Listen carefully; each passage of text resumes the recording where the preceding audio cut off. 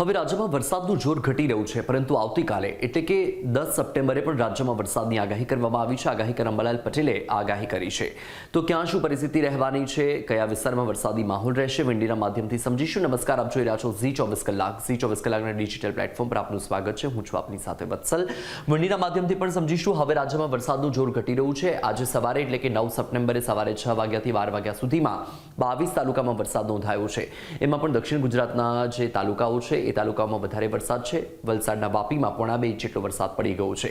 તો અન્ય જે તાલુકાઓ છે ત્યાં અડધોથી 1 ઇંચ જેટલો વરસાદ નોંધાયો છે. હજુ આવતીકાલે 10 સપ્ટેમ્બરે પણ વરસાદની આગાહી કરવામાં આવી છે. આજે 9 સપ્ટેમ્બરે સાંજના સમયે શું માહોલ રહેવાનો છે તે પણ આપણે જોઈ લઈએ. તમે જુઓ કે આજે મધ્યપ્રદેશના ભાગ છે, ઇન્દોર હોય કે ભોપાલ હોય કે નાગપુર હોય, આજે આખો વિસ્તાર છે ત્યાં ભારે વરસાદી માહોલ છે. દક્ષિણ ભારતના ભાગોમાં પણ વરસાદી માહોલ છે. તો આ તરફ રાજસ્થાનનો જે વિસ્તાર છે ત્યાં પણ વરસાદી માહોલ છે. જોધપુર છે, કોટા છે, ઉદયપુર છે, એટલે આ વિસ્તારમાં જે વરસાદ છે તેના કારણે જે સાબરકાંઠાના ભાગો છે તેને પણ અસર જોવા મળશે. સાથે પૂર્વ ગુજરાતના ભાગોમાં પણ અસર જોવા મળવાની છે. અને દક્ષિણ ગુજરાતના જે ભાગો છે, દક્ષિણ ગુજરાતના ભાગોમાં પણ વરસાદની અસર રહેવાની છે. તો સૌરાષ્ટ્રમાં છૂટો છવાયો વરસાદ સાંજના સમયે જોવા મળી રહ્યો છે. ખાસ કરીને ભાવનગર, અલંગ સહિતનો જે વિસ્તાર છે અને આખો જ આ જસદણ સહિત રાજકોટ, ગોંડલ, ચોટીલા સહિતનો વિસ્તાર છે, જૂનાગઢની આસપાસ છૂટો છવાયો વરસાદ પડી શકે છે, એટલે વરસાદની ઝાપટા નોંધાઈ શકે છે. તો કચ્છમાં વાતાવરણ સાફ જોવા મળી રહ્યું છે. બનાસકાંઠા અને મહેસાણા, પાટણ, ચાણસ્મા સહિતનો જે વિસ્તાર છે ત્યાં પણ ખુલ્લું વાતાવરણ જોવા મળી રહ્યું છે. તો વડોદરા, ખેડા, નડિયાદ આસપાસનો જે વિસ્તાર છે ત્યાં થોડો વરસાદ નોંધાઈ શકે છે. નર્મદા જિલ્લાના વિસ્તારોમાં ગાજવીજ સાથે વરસાદ પડી શકે છે. ખાસ કરીને ડેડિયાપાડા, સાગબારા સહિત, નેત્રંગ, ઝંખવાવ સહિતનો જે વિસ્તાર છે એ વિસ્તારોમાં ગાજવીજ સાથે વરસાદ પડી શકે છે. તો છોટાઉદેપુર, પંચમહાલ સહિતના જે વિસ્તારો છે, દાહોદ, ગોધરા, હાલોલ, કાલોલ એ વિસ્તારોમાં ગાજવીજ સાથે વરસાદ થઈ શકે છે. કારણ કે મધ્યપ્રદેશમાં જે વરસાદી માહોલ છે તેની સીધી અસર આ વિસ્તારોમાં જોવા મળી રહી છે. કારણ કે મહારાષ્ટ્રમાં પણ વરસાદી માહોલ જામ્યો છે અને વલસાડ, વાપી સહિતનો જે વિસ્તાર છે ત્યાં પણ વરસાદી માહોલ રહી શકે છે. હવે આપણે રાતના સમયે એકવાર પરિસ્થિતિ જોઈ લઈએ કે રાત્રિના સમયે શું પરિસ્થિતિ રહેવાની છે. તો આ તમે જુઓ કે આ રાતનો સમય આપણે કર્યો છે, 11 વાગ્યાનો સમય છે. 11 વાગ્યે તમે જુઓ કે વરસાદી વાતાવરણ ખુલ્લું જોવા મળી રહ્યું છે. આ જે વિસ્તાર છે એટલે કે આખો સૌરાષ્ટ્ર વિસ્તારમાં સાફ વાતાવરણ છે. કચ્છમાં પણ ખુલ્લું વાતાવરણ છે.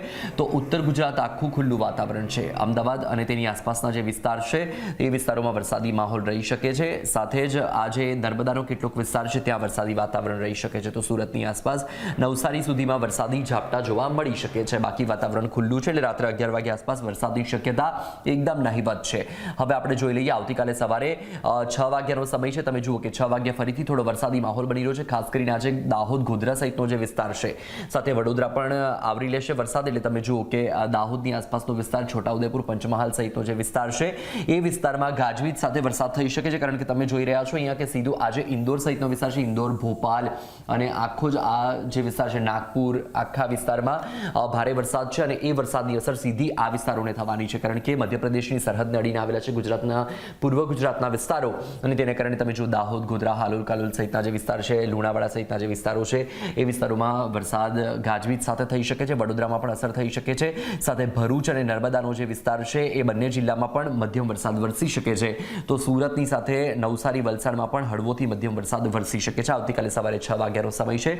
હવે આપણે થોડો સમયને આગળ લઈ જઈએ. કાલે બપોરે શું પરિસ્થિતિ રહેવાની છે. તમે જુઓ કે મધ્યપ્રદેશના ભાગોમાં અને રાજસ્થાનના ભાગોમાં વરસાદની ધમાકેદાર બેટિંગ જોવા મળી રહી છે અને તેની જ અસર આ ભાગોને થવાની છે. એટલે આવતીકાલે બપોરે પણ દાહોદ, ગોધરા સહિતનો જે પૂર્વ ગુજરાતનો ભાગ છે, પંચમહાલ, લુણાવાડા, મહીસાગર સહિતનો જે ભાગ છે એ ભાગોમાં વરસાદી વાતાવરણ રહેશે. ગાજવીજ સાથે વરસાદ રહેશે. તો દક્ષિણ ગુજરાતમાં વરસાદ વલસાડ, વાપીની વચ્ચે થોડો મધ્યમ વરસાદ જોવા મળી શકે છે. ડાંગમાં મધ્યમ વરસાદ જોવા મળી શકે છે. તો સાથે જ તાપી જિલ્લામાં પણ વરસાદી માહોલ જોવા મળી શકે છે. સુરત, નવસારી સહિતનો જે વિસ્તાર છે, ભરૂચ, આમોદ, અંકલેશ્વર, કીમ, કોસંબા સહિતના વિસ્તારોમાં વરસાદની શક્યતા નહિવત છે. તો સૌરાષ્ટ્રના ભાગોમાં પણ હળવા વરસાદી ઝાપટા જોવા મળી શકે છે. ખાસ કરીને જામનગર અને મોરબી આસપાસનો જે વિસ્તાર છે, સાથે જૂનાગઢ અને ઉના, અલંગ, ભાવનગર સહિતનો જે વિસ્તાર છે, ગીર સોમનાથ, વેરાવળ સહિતનો વિસ્તાર છે, વિસ્તારોમાં વરસાદી ઝાપટા પડી શકે છે. એટલે કે કોસ્ટલ બેલ્ટ એરિયા છે ત્યાં વરસાદી ઝાપટા પડી શકે છે. આવતીકાલે સાંજના સમય પણ જોઈ લઈએ. તમે જુઓ કે આ સાંજે 8 વાગ્યાનો સમય છે અને 8 વાગ્યાના સમયે જે પૂર્વ ગુજરાતના ભાગો છે એ ભાગોમાં વરસાદી માહોલ યથાવત જોવા મળી રહ્યો છે. એટલે કે દાહોદ, ગોધરા, લુણાવાડા સહિતનો વિસ્તાર, મહીસાગરનો જે વિસ્તાર છે, છોટાઉદેપુરનો જે વિસ્તાર છે, વડોદરા અને તેની આસપાસનો જે વિસ્તાર છે, ખેડા, નડિયાદ, આણંદના ભાગોમાં પણ વરસાદી માહોલ રહી શકે છે. ભાવનગરમાં પણ વરસાદી માહોલ રહી શકે છે. ભરૂચ, આમોદમાં પણ વરસાદી માહોલ રહી શકે છે. તો બોટાદ, ગઢડામાં વરસાદી ઝાપટા જોવા મળી શકે છે. જૂનાગઢમાં વરસાદી ઝાપટા જોવા મળી શકે છે. સુરત અને નવસારી સહિતનો જે વિસ્તાર છે ત્યાં વાતાવરણ ખુલ્લું છે. નર્મદા નર્મદા જિલ્લામાં પણ એ જ પરિસ્થિતિ છે. તાપી જિલ્લામાં અને ડાંગ જિલ્લામાં પણ ખુલ્લું વાતાવરણ જોવા મળી રહ્યું છે. એટલે કે આવતીકાલે પણ વરસાદી માહોલ જોવા મળવાનો છે, પરંતુ આવતીકાલે મધ્ય ગુજરાતના કેટલાક ભાગો અને તેની સાથે પૂર્વ ગુજરાતના જે ભાગો છે એ ભાગોમાં સારો એવો વરસાદ થઈ શકે છે. બાકી સૌરાષ્ટ્રમાં હળવા ઝાપટા જોવા મળી શકે છે. કચ્છમાં ખુલ્લું વાતાવરણ છે. કચ્છમાં વરસાદની શક્યતા એકદમ નહિવત છે. ઉત્તર ગુજરાતમાં પણ વરસાદની શક્યતા એકદમ નહિવત છે. દક્ષિણ ગુજરાતમાં વરસાદી ઝાપટા જોવા મળી શકે છે. મધ્ય વરસાદ વરસી શકે છે. પૂર્વ ગુજરાતના ભાગોમાં ખાસ કરીને ગોધરા, દાહોદ સહિતના જે વિસ્તાર છે એ વિસ્તારોમાં ભારે વરસાદ પડી શકે છે. વરસાદની તમામ જે અપડેટ્સ છે આપના સુધી પહોંચાડતા રહીશું, પરંતુ હા, એના માટે તમારે સતત ઝી 24 કલાકના ડિજિટલ પ્લેટફોર્મ સાથે જોડાયેલા રહેવું પડશે. એ પછી યુટ્યુબ હોય, ફેસબુક હોય, ઇન્સ્ટાગ્રામ હોય કે ટ્વિટર હોય, જો કોઈ પણ પ્લેટફોર્મ પર ફોલો નથી કરતા તો ફટાફટ ફોલો કરી દેજો. નમસ્કાર.